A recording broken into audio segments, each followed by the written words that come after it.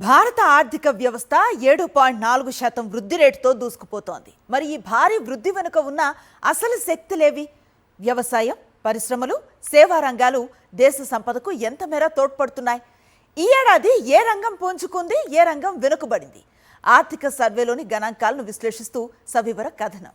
భారత జీడీపీలో సింహభాగం ఇప్పటికీ సేవా రంగం నుంచే వస్తోంది. దేశ మొత్తం జీడీపీలో సుమారు 55% వాటా service సెక్టార్దే.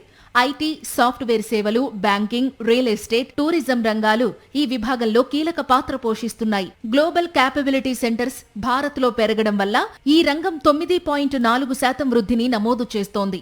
Make in India, PLI పథకాల ప్రభావం పారిశ్రామిక రంగంపై స్పష్టంగా కనిపిస్తోంది. పరిశ్రమల వాటా సుమారు 28% ఉంది.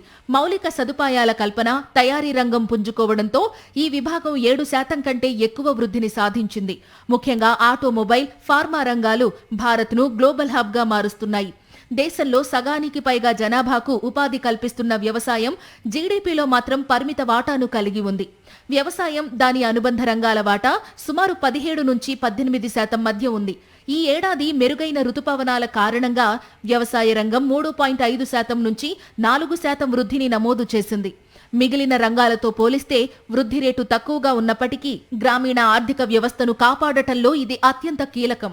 ఆర్థిక సర్వే ప్రకారం 2025-26లో పట్టణీకరణ పెరగడం వల్ల నిర్మాణ రంగంలో 8.5% వృద్ధి ఉండొచ్చునని అంచనా. పారిశ్రామిక అవసరాల వల్ల విద్యుత్, గ్యాస్ రంగం 7.2% వృద్ధిని నమోదు చేస్తోంది. కోవిడ్ తర్వాత పర్యాటక రంగం మళ్లీ పుంజుకోవడంతో 8% వృద్ధి దిశగా వెళుతోంది. ప్రస్తుతానికి భారత్ సేవారంగ ఆధారిత వృద్ధి మోడల్లో ఉంది. అయితే దేశంలో నిరుద్యోగ సమస్యను పరిష్కరించాలంటే తయారీ రంగం వాటాను 25%కి పెంచాలని ఆర్థిక సర్వే సూచిస్తోంది. అప్పుడే భారత్ మరింత పటిష్టమైన ఆర్థిక వ్యవస్థగా మారుతుంది.